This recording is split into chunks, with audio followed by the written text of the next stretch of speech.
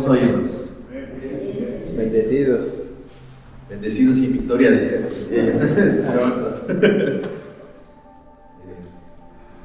Pues esa es la idea, es la idea.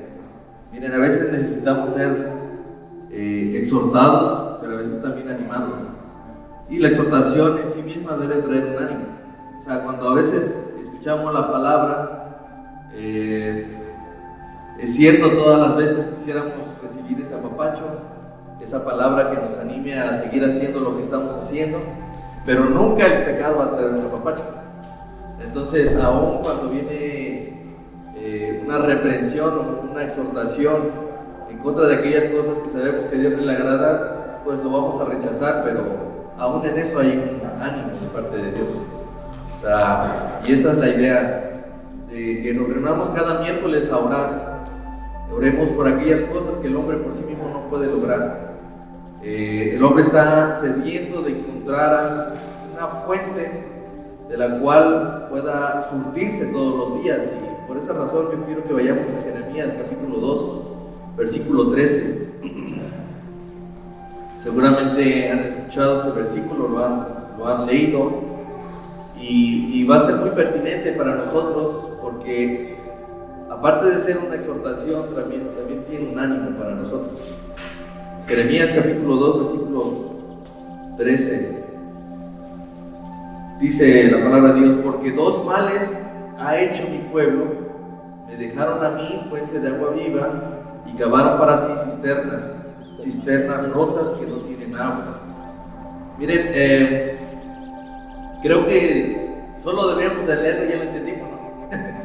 Creo que es necesario solamente leerlo y ya saben a qué se refiere. Son de esos textos que no necesitan explicación, son de esos textos que una vez que los lees te atrapan y ya no te quieren mover al siguiente versículo. O sea, una vez que llegas a este tipo de versículos, te quedas tanto tiempo pensando, y eso es bueno.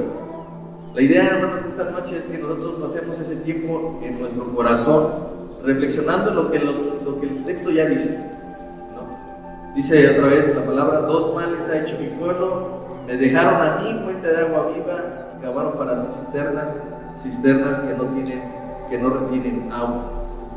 Aquí Jeremías está hablando acerca de dos males. Podemos percibir esos dos males. El primero, dejar a Dios. Ese es un problema.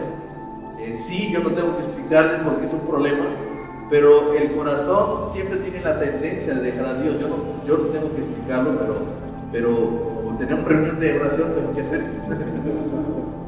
Ese es el primer mal. Dice que dejar a Dios, ese es un mal. Y el segundo es que cavaron cisternas rotas. El primer mal, el primer problema, invariablemente te va a llevar al segundo mal. El primero es terrible, aunque no se percibe así. O quiero explicarme con eso, pero ¿por qué? Porque este primer mal es silencioso. ¿Cuántos nos dimos cuenta cuando nos abandonamos a Dios? Es periódico, es gradual. Esto no pasa de un día para otro. Empezó cuando dejé de asistir regularmente. Empezó cuando dejé de leer regularmente. Empezó cuando dejé de orar regularmente. Empezó cuando hice algo, un detalle, un permiso, donde un día dije: estoy muy cansado, no quiero orar. Así empieza. Es un mal silencioso, ¿sí? Es un mal que no se percibe tan terrible, porque no es escandaloso, es silencioso. No nos damos cuenta en qué momento de repente estamos perdidos en nuestro pecado, en qué momento estamos de ociosos, o en qué momento llegamos a ese punto donde pareciera ya no tenemos un retorno tan sencillo. No es tan simple. Miren, ahorita yo con mi familia llevamos un plan de lectura anual. Dejar de leer 4 capítulos al día, dejar de leer un día no es tan terrible. Cuando te das cuenta que dejaste de leer por 10 días, eso significa 40 capítulos que no vas a reponer tan sencillamente. ¿Sí me explico? Entonces, este primer mal, ¿sí? es muy silencioso. Es algo que todos nosotros en algún momento hemos iniciado, ese emprendimiento, ese camino en contra de Dios, contrario hacia la dirección a Dios, todos lo hemos llegado a hacer. Probablemente hoy alguien inició, probablemente hoy alguien tuvo ese permiso, probablemente alguien dejó de hacer algo que le agrada a Dios. Y que está bien, no los voy a juzgar, no estoy aquí para decirles, eres un mal hijo de Dios porque no leíste hoy. No. Pero entiende, es un mal silencioso, que conforme tú te vas abandonando a este Dios, poco a poco te das cuenta que habrá un punto donde casi es muy difícil regresar. ¿Sí? No es lo mismo, no sé, decía este domingo el pastor Armando que había un retorno inmediatamente en Banderilla, pudo haber tomado, ¿sí? Pero llegó un punto donde ese retorno ya no era posible, tuvo que pagar una caseta para poder volver a Jalapa, ¿sí? Entonces hay un punto donde sí es más fácil encontrar un retorno, hay un punto donde ya no es tan sencillo. Gracias a Dios que sí tenemos un retorno, pero no es tan fácil. Entonces el primer mal invariablemente va a traer el segundo mal. El primero es impercibible, para nosotros no es tan fácil de notarlo porque es silencioso y gradual. Pero el segundo sí es trágico y escandaloso porque al final hay una pérdida grande. Don Armando perdió 200 pesos, ¿sí? Muchas veces, hermanos, no nos damos cuenta de lo terrible que fue habernos alejado de Dios hasta que perdimos algo, hasta que vino ese problema que no es tan fácil arreglar, ¿sí? Hasta que llegó esa situación en la que nosotros ya no sabíamos qué hacer, ¿sí? Y tiene que llegar alguien de afuera o tiene que llegar alguien en mi ayuda, porque yo ya no lo puedo resolver. Ahí es donde se vuelve trágico, cuando ya el matrimonio se está cayendo, cuando tus hijos se están perdiendo en la drogadicción, cuando ya es difícil a tus hijos traerlos a la iglesia, cuando tú ya permitiste por mucho tiempo que se alejaran. Hay un punto donde no es imposible, pero es difícil regresar. Entonces se dan cuenta de lo que está diciendo. Creo que esta reflexión o esta ilustración que Jeremías está haciendo es muy sencilla, es muy simple. Hemos dejado a Dios. Tenemos esa tendencia de dejar a Dios y el problema es que lo abandonamos por algo que no es útil, es lo que está tratando de decir allí, porque hace una ilustración diciendo que abandonaron a Dios, que es fuente de agua viva, y en lugar de eso quisieron irse a cavar cisternas agrietadas, cisternas rotas que no retienen el agua, es decir, cosas que son inútiles, cosas que a la que le dedicamos tanto tiempo. Solo piensa en cuánto tiempo, aquella cosa a la que dedican todo el tiempo de su día. De esas 24 horas, probablemente muchos de nosotros hemos estado dispuestos a dejar de dormir un rato para poder continuar con aquello que demanda mi tiempo. Probablemente pueda ser mi trabajo. Y no con ello les estoy diciendo que dejen de trabajar, ¿sí? Sino que su esperanza y de su corazón esté tan enfocada en aquellas cisternas que no retienen el agua, que son inútiles, ¿sí? Por haber abandonado a Dios. Entonces, la gracia de Dios se compara con un agua viva, dice la Escritura ahí, es decir, una fuente de agua fresca. Ustedes han visto cuando han estado en un tiempo de calor, o sea, ese calor intenso que tú te imaginas a un manantial y tú te imaginas que esa agua está fresca, que está, incluso te da hasta sed de ver esa fuente y tú te quieres sumergir en esa fuente. Es un agua viva porque es fresca, es refrescante para tu alma, que limpia, es un agua que vivifica aún a la persona más cansada, es un agua que fluye para siempre.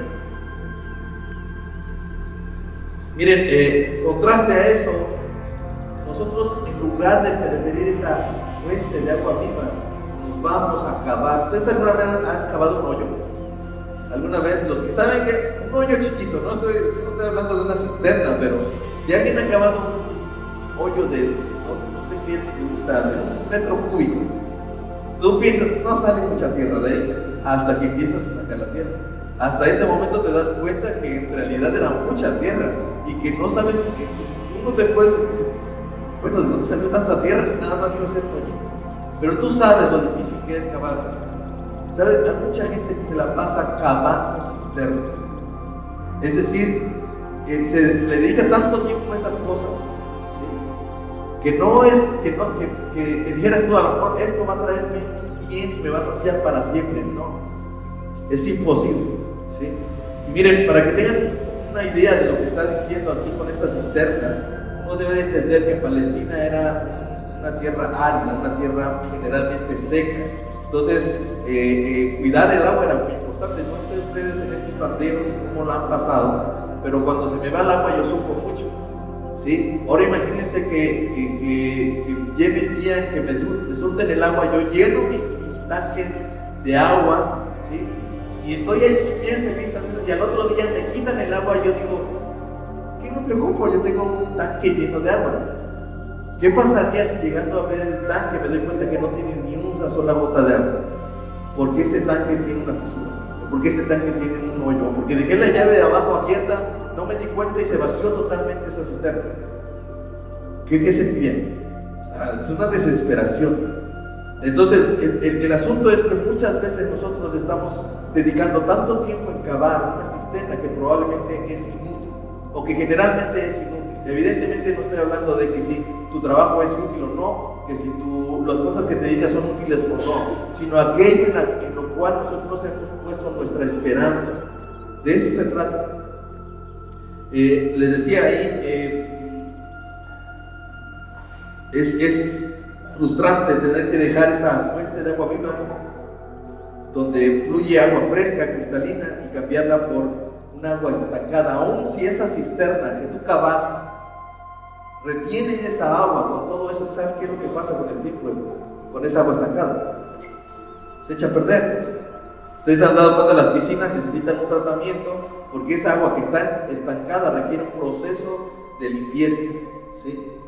Por mucho que puedas estancar esa agua, puedes retener esa agua, al final no te va a servir. ¿Saben por qué? Porque se echa a perder.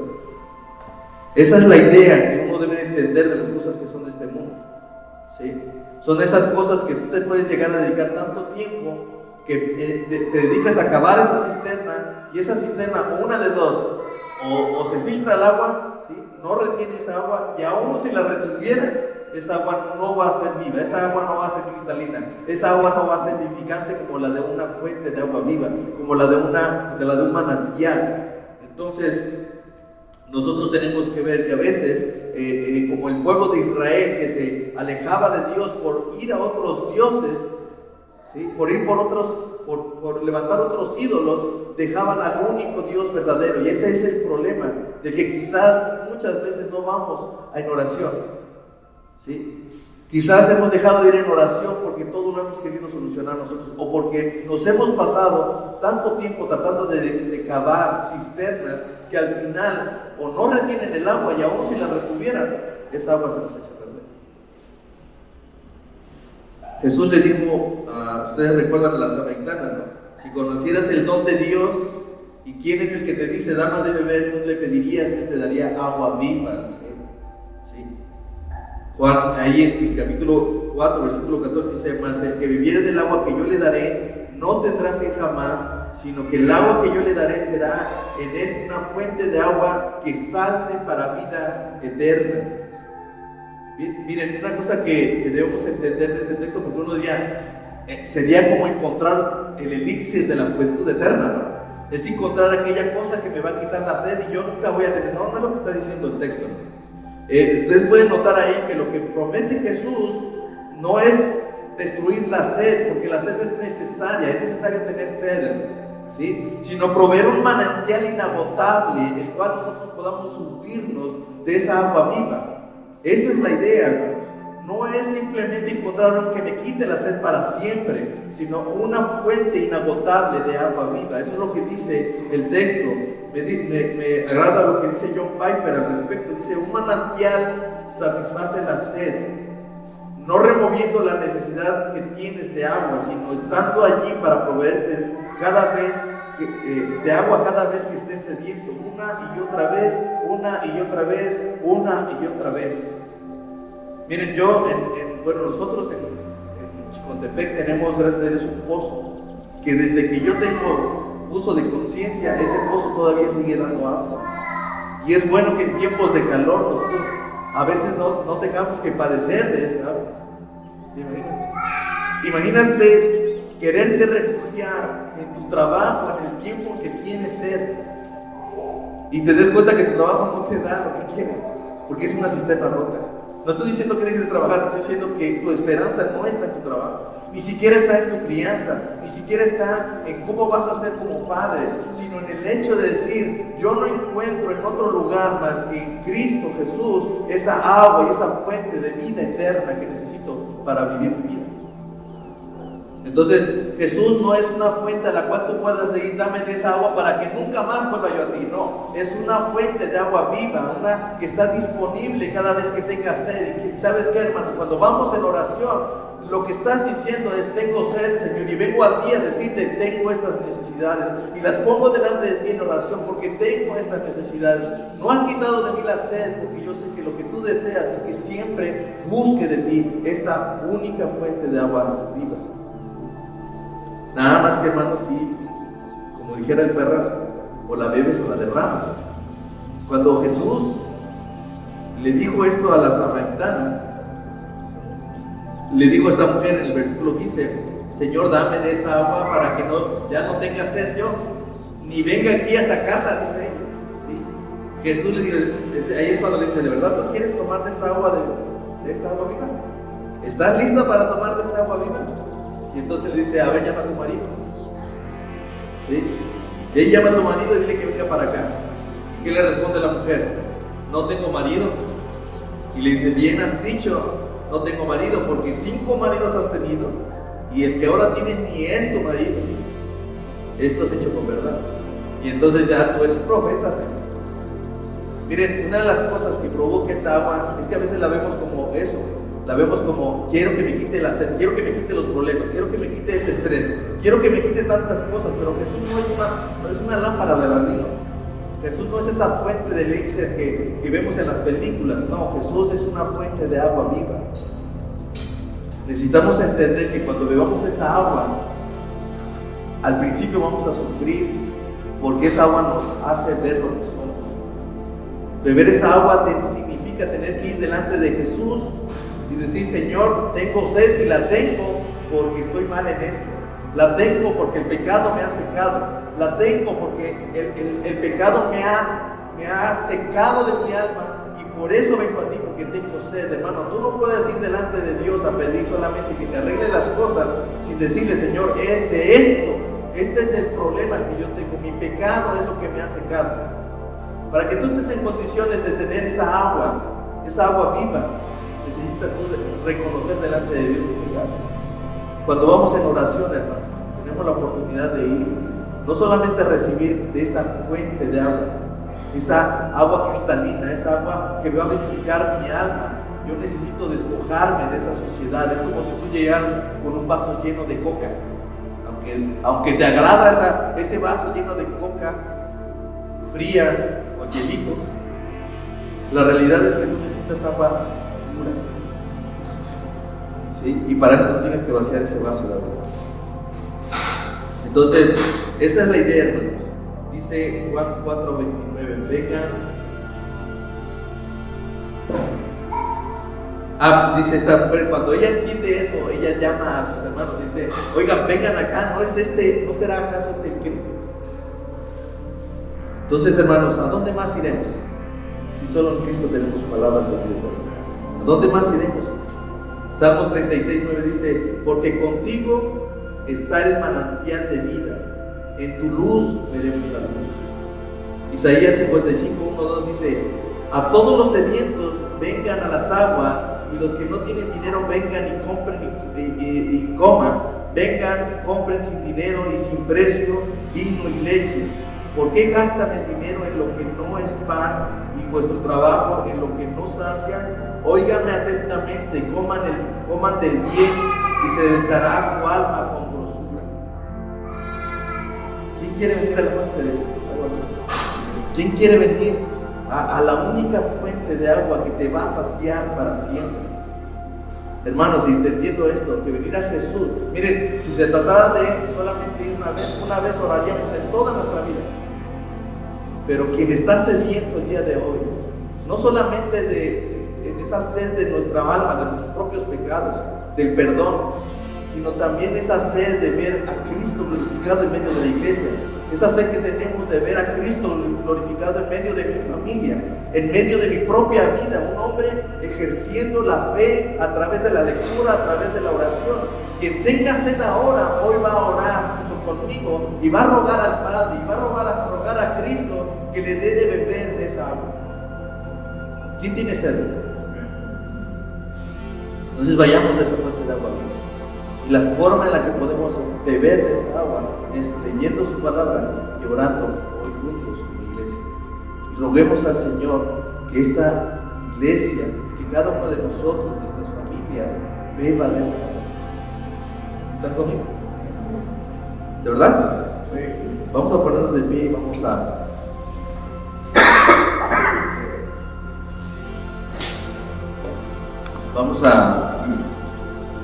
voy a orar yo, y si alguien, 2 o 3 personas más quieren orar, adelante. Bendito Padre, oramos esta noche, Señor, dándote gracias, pidiéndote perdón primeramente, porque en nuestro corazón hay una inclinación al pecado, hay una inclinación a alejarnos naturalmente de ti, Señor.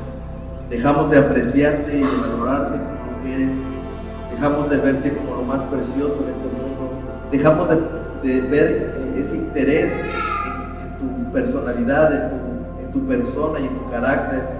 Hemos dejado de interesarnos en mostrar de ser un reflejo de lo que tú eres, Señor, a través de tu palabra. Hemos perdido ese interés, Señor, y poco a poco, con el tiempo, de manera silenciosa, nos hemos ido apartando de ti, Señor. Pero sé que has puesto en nosotros esa necesidad de tener sed, Señor. Cada vez que nosotros nos alejamos, has puesto tu Espíritu Santo diciendo, tu alma tiene sed. Cada vez que nos alejamos, nos perdemos en el trabajo, en muchas otras cosas y estamos de ociosos, en lugar de buscarte a ti, nuestro Espíritu, cuando tú lo pusiste en nuestra alma, nos dice, tu alma tiene sed.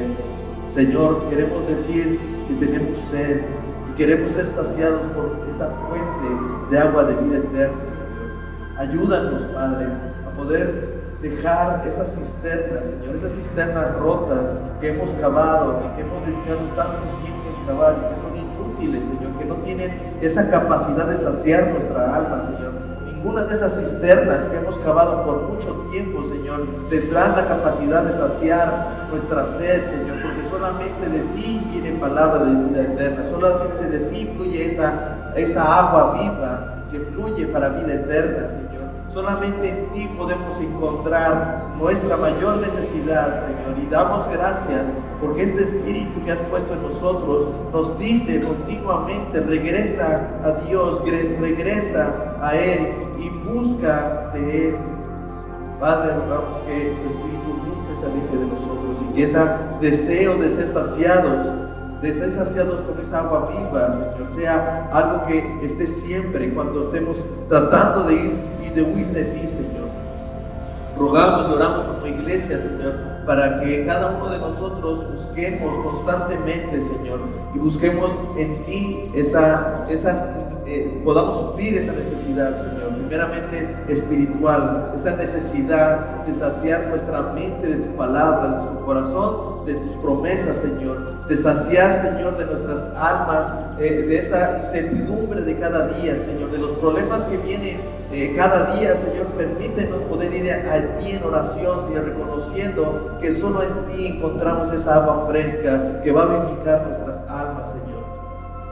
Oramos juntos como iglesia, Señor, porque creemos que esta iglesia también necesita, Señor. Esta iglesia tiene sed de ti. Esta iglesia tiene sed de tu palabra, tiene sed de tus promesas, de ver esa realidad, Señor, de tus promesas en nuestros hijos, en nuestros matrimonios, en las esposas y en los esposos, Señor. Que el trabajo de esta iglesia se manifieste, Señor, a través de nuestras acciones, a través de la predicación de tu evangelio, que podamos salir a las calles, Señor, que podamos hacer aquellas cosas que hemos dejado de hacer, Señor, que silenciosamente nos hemos apartado de ellos, Señor. Tenemos sed de ti, Señor. Sácianos, Padre, con tu agua, con esa agua de vida eterna, Señor. y haznos recordar lo hermoso que es estar delante de ti en oración, Señor.